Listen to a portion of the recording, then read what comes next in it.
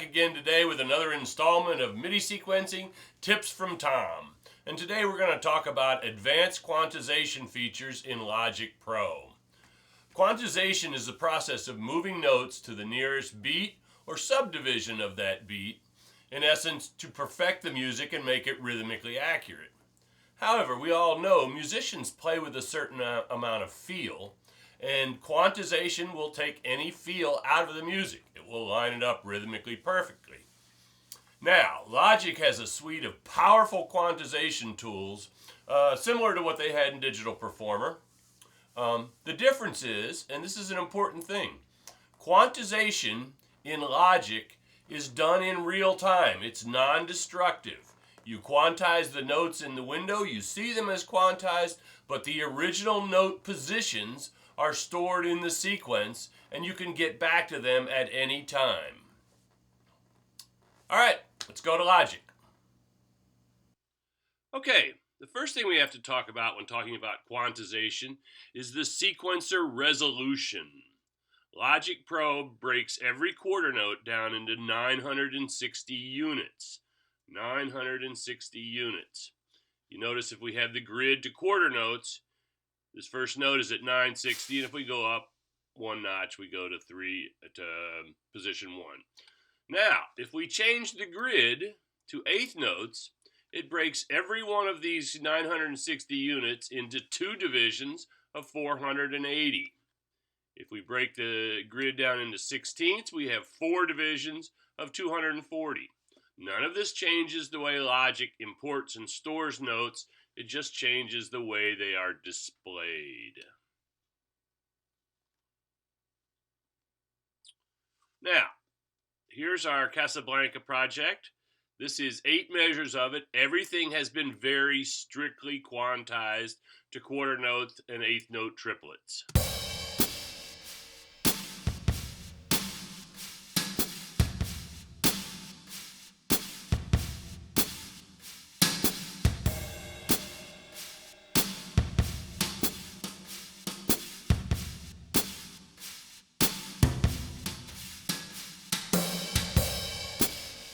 It has a very sterile, very kind of rhythmically precise feel to it that doesn't feel very natural.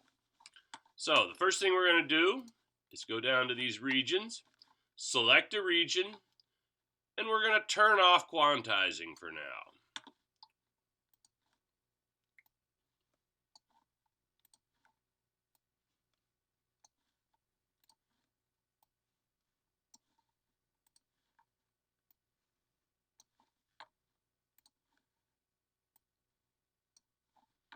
Okay, the first option we have is quantizing, classic quantize, or smart quantize. Classic quantize will move everything to the nearest division or subdivision of that beat, in essence, and perfect the music.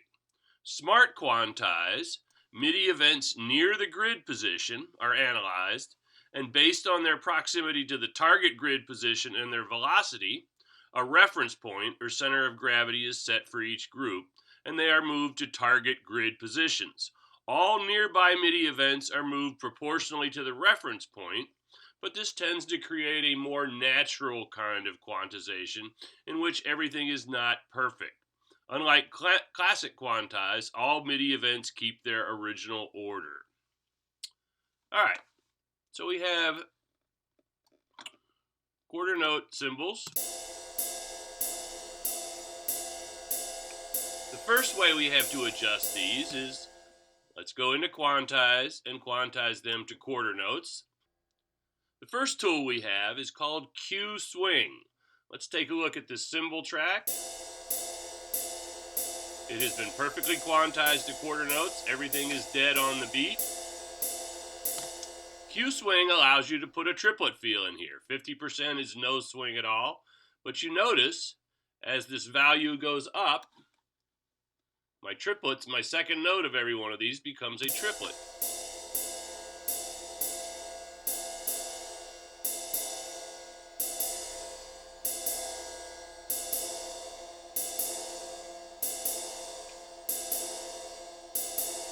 So I can create a triplet feel from something that was maybe originally recorded into straight eighths or something. Now, I find in general this is not that valuable because if I want triplets, I'm going to go in and program them that way. All right, let's go take a look at this is our stir track. And if you take a look at the list editor, they're fairly close. If I were to quantize this to quarter notes, they would all be perfect. But for now, let's just leave them where they are. Let's take a look at our kick and our snare here. Again, we select a region. It opens it up here in the region inspector. And in this case, we have no quantizing. And you notice that some of these are close to 960. And the other feel, it's a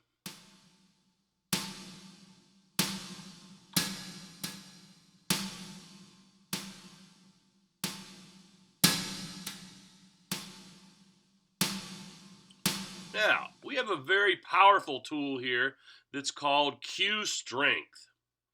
I can, if I want to quantize this, we're going to quantize this to eighth note triplets.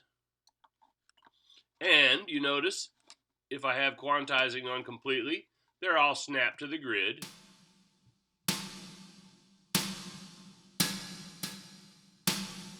But there's a thing called Q strength here. Q strength is how close to perfection are you going to move those notes. So if I put in 50%, it's going to move them 50% closer to the actual value.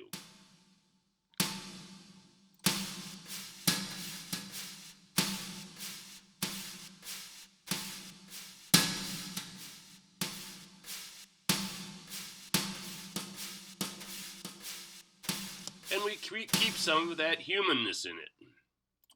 All right, let's go take a look at our kit, our kick. Again, these are fairly close. If I wanted to, I could go into my eighth note triplets. You notice now they're all perfect. But if I put in a Q strength of about 75, they'll be close without being absolutely perfect. So let's listen to that.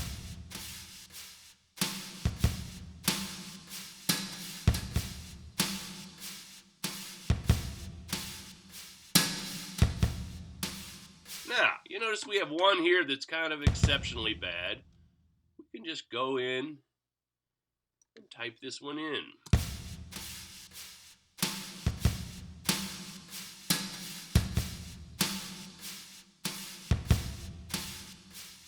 There's no reason to put them all on the grid just because you got one bad one. All right, let's put our toms in. If we take a look at this, they're reasonably close. We could quantize to eighth note triplets and maybe put in a strength of 50%.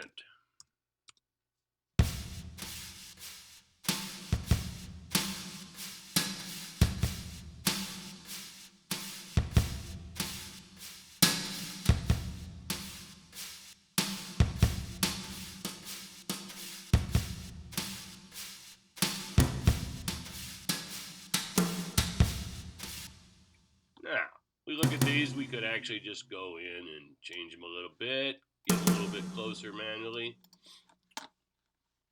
All right, there's another powerful tool that's called Q range. Q range is a little tricky to get your head around it.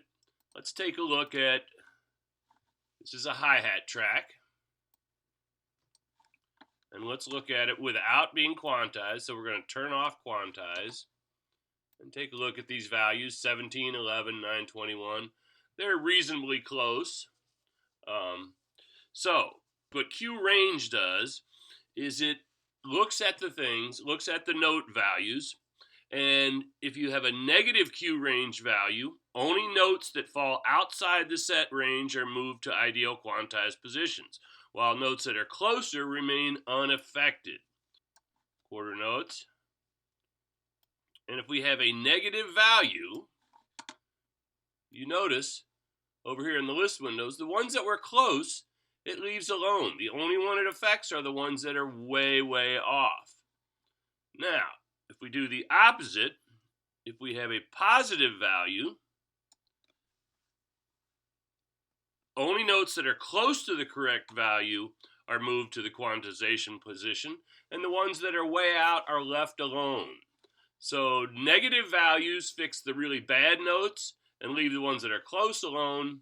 Positive values leave the ones that are way out, thinking you might be doing some ultra hip kind of thing, and the ones that are fairly close are moved to the ideal quantization value. Now, let's take a look at one more thing that's a valuable quantization tool. Here's a piano track.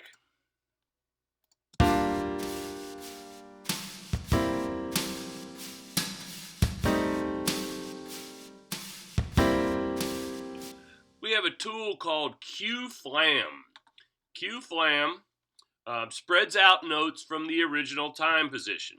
Positive values result in an ascending or upward arpeggio, and negative values are downward. So if I put in a positive value, let's say plus 196,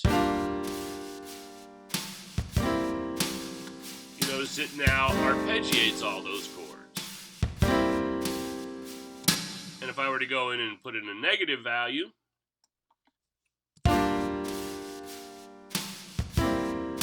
starts from the highest note and arpeggiates down.